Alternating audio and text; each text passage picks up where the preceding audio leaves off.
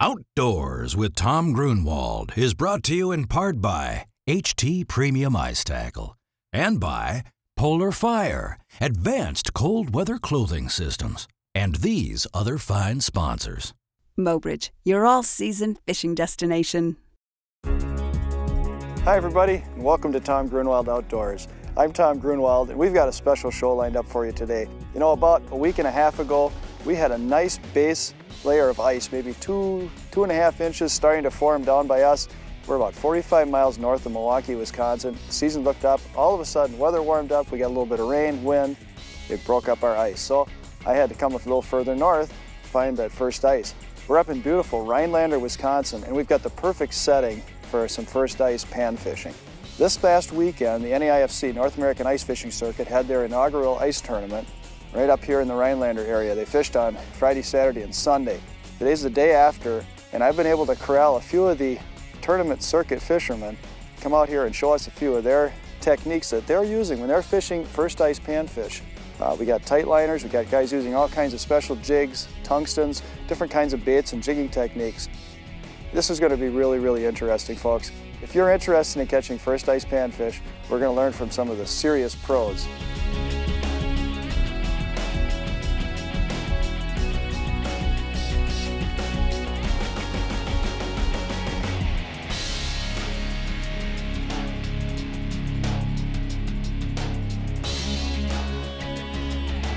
The system is extremely important. I mean, and it's the same in a lot of these heavily pressured situations where whether you're fishing a tournament or you're fishing a lake that's got a lot of pressure, if you're fishing cold front conditions and the fish are finicky, and that's normally what you're going to find. You're not going to see a lot of these fish that are screaming up just hitting your jigs constantly. A lot of times they're going to be fussy, and what you do is you go with these lighter rods, lighter lines, and again, tiny jigs. But by using these tungsten jigs, we can get down a little bit deeper, we can get down faster, and we can catch the fish quicker. Now the system I'm using here right now is a HT Polar Gold. Again, I got that real sensitive tip, and that almost acts like a built-in spring bobber. And I'm fishing tight line. I'm not using any spring bobber or bobbers or any kind of hardware on there. Just got that line going directly down to my jig. Another advantage to the tungsten too, Chad, I think a lot of people don't think about is, you know, you get the conditions today are cloudy, but when it's bright, especially for fishing shallow, it can be helpful to leave the ice chips in the hole, so you don't have quite so much light getting down there and spooking the fish. With the tungsten, you could take these tiny jigs and drop right through that. Drop it right through the chips without having to skim out the hole. So that's another advantage.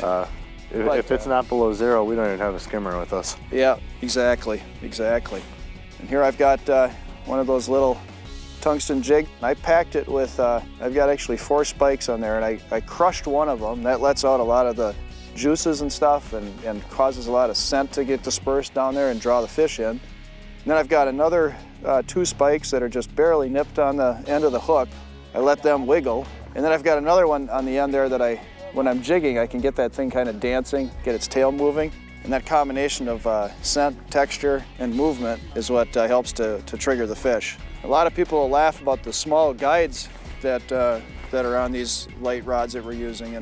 And it's true that when you're fishing outside like we are right now, you're going to get a little ice in there. You'll see me poking the ice out of the guides, but the smaller guides do balance better on these rods and allow you to have a lot more sensitivity, and I think get a lot more performance out of the rod as well. If you don't mind, Chad, if you want to just kind of show your technique there a little bit, what kind of things do you do to trigger these fish to strike? Real gentle, real narrow jigging at the end. You know, just bouncing the jig and work them up when you got them in the flasher and get them to take. Real light tipped rods, not a spring guy. This is actually a HT Bobby Zumi rod, 27-inch spinning reel on here, and a lot of the guys are using the schoolie reels right now, and not my style, but. Well, and we'll talk to Dave a little bit about that, because I know Dave Young does like to use the. Okay, we got fish on over here. Check this out over here now. Yeah, this is a sow. Let's go and watch this. Oh my. Never mind. Simultaneous catch.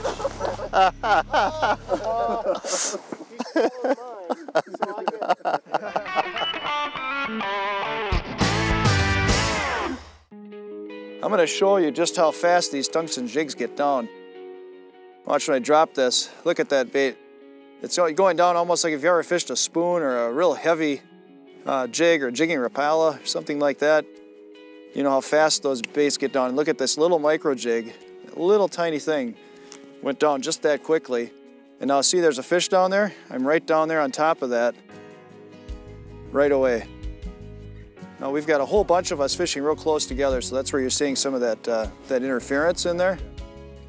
Now I can hit the interference reduction, turn down the sensitivity a little bit. Now I cleared all that out. Now I can see the bottom, I can see my jig, and my jig is right here. I haven't had too many suspending. A lot of times with crappies, you'll find them suspended about halfway down over the bottom.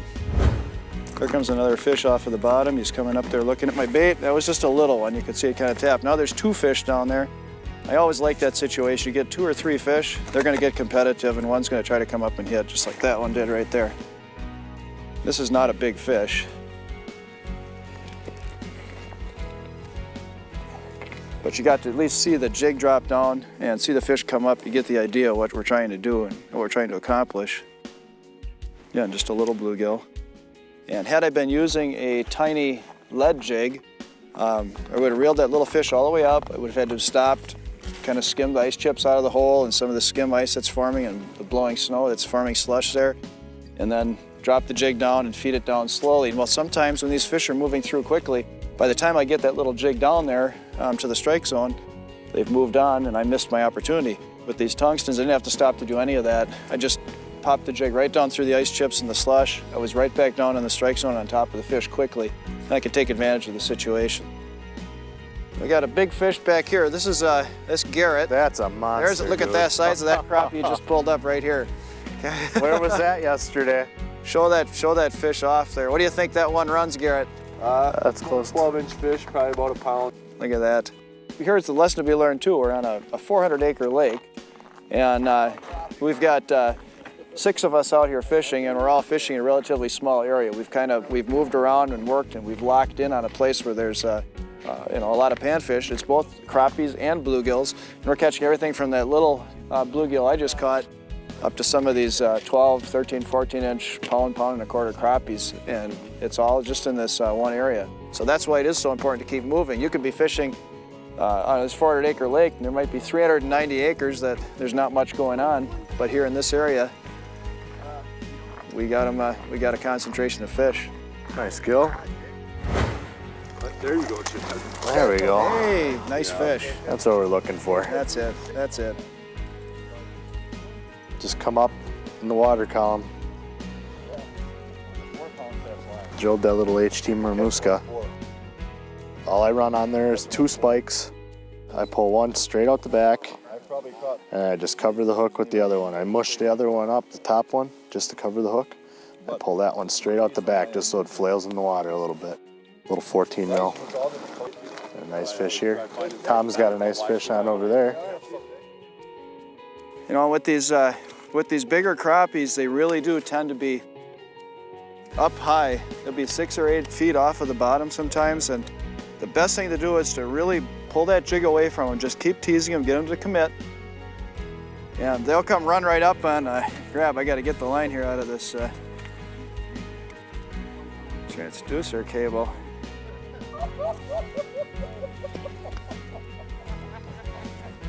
Well, we just got another slab crappie over there. This is just unbelievable. Look at the size of these fish. Isn't that nice?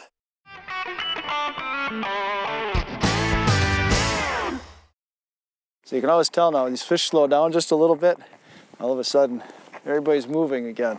We had a lot of holes drilled in this area, and there for, oh boy, 15, 20 minutes, a half an hour, we all sat right next to each other without really moving or out catching them.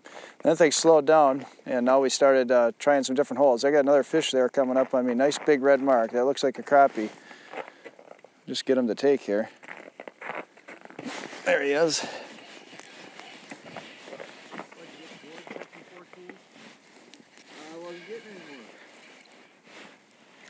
There we go. Again, you can almost tell after a while. People look at me and say, how can you tell what species of fish it is that you're going to catch? And you can really, after a while, you learn their habits. You learn if they suspend. They're probably the crappies in here. More toward the bottom has been typically the bluegills. And the crappies are a lot more aggressive. They're really coming up and charging these baits, and they'll come up a lot higher, it seems, than the gills will. The gills will hit a little faster. Not a big crappie, but another nice fish. There'll be a fish fry tonight. My name's Dave Young. I'm from Charlotte, Michigan. And I've been ice fishing about 37 years. When I first started this thing out, I used this bobber, didn't do real well. Used a spring bobber, did a little better. And I ran to a guy back in Michigan that I went to a lake, and there's a young man there with his dad, and he had fish laying all over. I thought the fish were really biting. And I said, he must be really biting today. And the guy said, no, that one guy and that kid's catching them all. That kind of got my attention. So what I started to do was learn how they were doing it. And it's a technique called tight lining, which takes high visibility, gold, yellow strand line. That's what we've been using for 35 years now. But you can see it below the water, so that's why we use it, because of the visibility of it in the water. And we watch down the water column as far as you can see. Then when you're jigging this line, or you can take your fingernail and put coils in it. But each one of those coils in that line, or each bend in that line, represents our spring. So a lot of people got spring bobbers on. They got one spring, I got 10 coils. So that's how I fish. It's called tight lining. It's simple. It doesn't take much time to learn to do it. And it's quite effective. I know I've taught a lot of people to do this. One of the persons I taught to do it was my partner about 15 years ago. He was a 2010 world champion. His name was Mike Bodecker. You know, this is, to me, is the most effective way in the world to fish, and I've said it. So now I got a partner that's a world champion. Since he's the only world champion in America that ice fishes, I guess I kind of proved my point to a lot of people. So there's a lot of people trying to learn to do it. But the way they're doing it now, with the springs, most of them are tight line and don't even realize it. We're just watching the line below the hole, they're watching the spring above the hole. They're doing the same thing, constantly jigging. But it's an effective way to catch fish. When I'm on a regular lake fishing, it's the only practice time I get to experiment and see what kind of lures they may want, or wherever I go to. I try to go to a lake at home that might have the same type of water as where we're going to go to fish at. And so I fish at a lot of different lakes back in Michigan. Because, like I said, it's the only place I got to really practice before we get there. Even though we're there for a couple days early, we're there to try to find the fish, not try to practice on what they want. So I have an assortment of lures. I got a whole lot of poles that I carry with me, sometimes as many as 22 of them. But it's not to show off, it's just because I don't want to tie stuff on out here when I'm in a hurry. I want to get what the fish want, and they'll tell you what they want as soon as they bite. If they don't bite, you just have to keep changing. But I'm going to be honest with you, this pole I got in my hand when I bought it, I didn't know that HT made this pole. That's not how I bought it. I bought it because I liked the weight of it, and it was a bit too long, so I took it home and cut the tip off. The poles I used to use, and I still use them, they no longer make. And I wanted something that was comparable to it. So without looking, I close my eyes and I hold these poles in my hand and I check the weights. I don't check the price. And I was dumbfounded to find out that the pole I got was very inexpensive, and it's one good quality rod. And HT makes it, and it's an ice blue. And when you get a bite with this thing, what happens when I'm jigging, I watch the coils, like I said, and that line will straighten out. Then I drop the tip of my pole. This is a baby. Well, I'll be darned, it's a little gill. So I drop the tip of my pole, and it lets these fish suck that bait in. They don't know they have it, and that's how I tell them I have a bite. The line will straighten out, I take all the coils out of it, I drop the tip real quick, and then I set the hook. Again, it's on this little ruby disc gold type ball. I think it's about a number 3. When I first seen it in Minneapolis at the show, at the time I picked it up and put it on this pole, which was at the show, and I said, I'm going to use this. This is going to be a good one. A lot of times when I'm out there, I'll jerk like this and I pull this bait as far out of the strike zone as it goes. It probably went 6 foot out. That bleep reappeared again. So maybe the fish thinks I left, but I'm gonna bring it down a lot slower than I did the first time, coming down to it, and maybe we can coax it into biting. But a lot of times you take that out of that strike zone, bring it back down to them, and they'll come up and pick that right up, whether it be a bluegill or a crappie. But like I said earlier, these fish will tell you what you want. So whatever you're doing to get them to come, and you're watching them, continue to do it. I've had people tell me, well, my line's spinning, because they were in a shanty sight fishing. And if that's what brought that fish in, don't stop it. If all of a sudden that line stops spinning, take your finger and turn that line a little bit and continue to keep it spinning if that's what brought him in. If you get these fish to cooperate, and you can see what it actually does when it straightens that line out. It does it so quickly. And I do this when I drop my tip so quickly, sometimes it's hard to pick it up. Well, I'll be darn gone. How about that? That thing actually comes at the right time and bit. We don't know how big it is. It feels like it's a pretty good one. So I guess the old guy got lucky. And it come up right off the bottom, so. And again, it's not a commercial. Inside of its mouth is one of these new HT red, I guess you'd call it a disco ball jig. The proof is in the pudding, fellas. It's right there.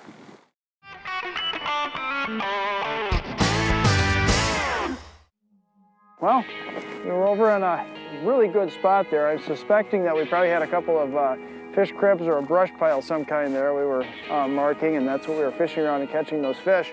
Things slowed down here midday. Now we moved out to the main basin of the lake, and we're fishing out here. We're gonna try to see if we can find some suspended crappies. Now they're not gonna be concentrated in an area out here in this open water like they are by those brush piles or by fish cribs, but they will move out off of those kind of structures during the middle of the day like this. A lot of times they'll suspend at that same depth. So in other words, where we're fishing there in 14, 15 feet of water, we come out here over 20, 25, we'll still find suspended crappies holding at that 14 or 15 foot depth level. So what we're gonna do is come out here, we're just gonna drill a lot of holes, move around a little bit, see if we can intercept a few of those wide roaming fish.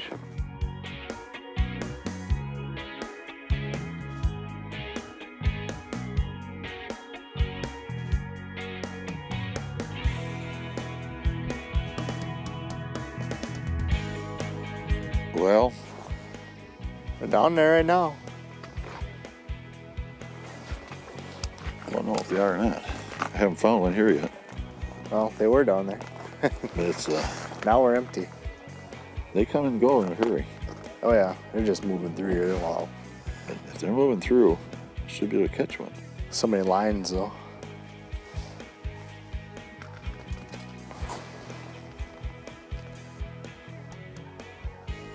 See, sometimes you guys think I'm jerking when I do that, but really I'm not just jerking. I'm trying to represent the bait to those fish to get them to bite.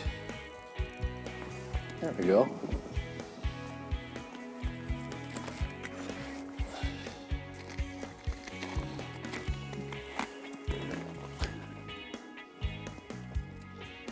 He'd have been a nice one to eat. So this right here is what's in their mouth. They're these little bloodworm or tubificid worms.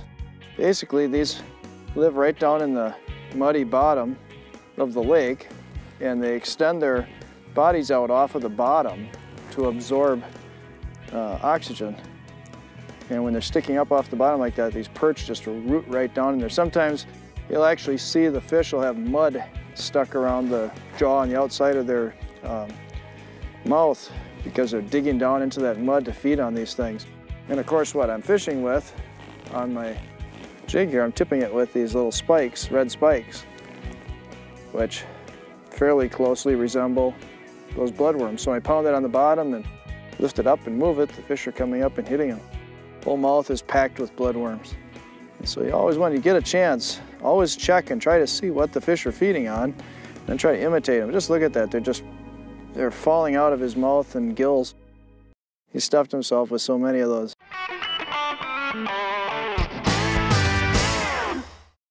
It was first ice panfish that we came for, and it was first ice panfish that we found. incredible day out here, really.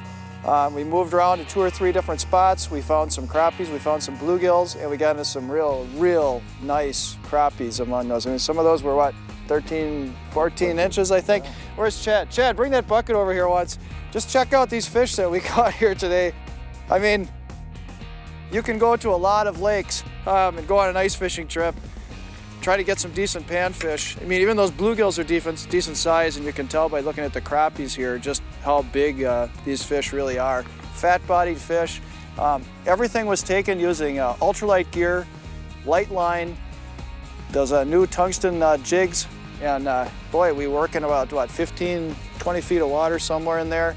And as you can see, it really pays off to go out there. You fish these tournaments, you can learn a lot, and you can come back out on these lakes and have success like this. Chad, I really appreciate you coming out and helping out.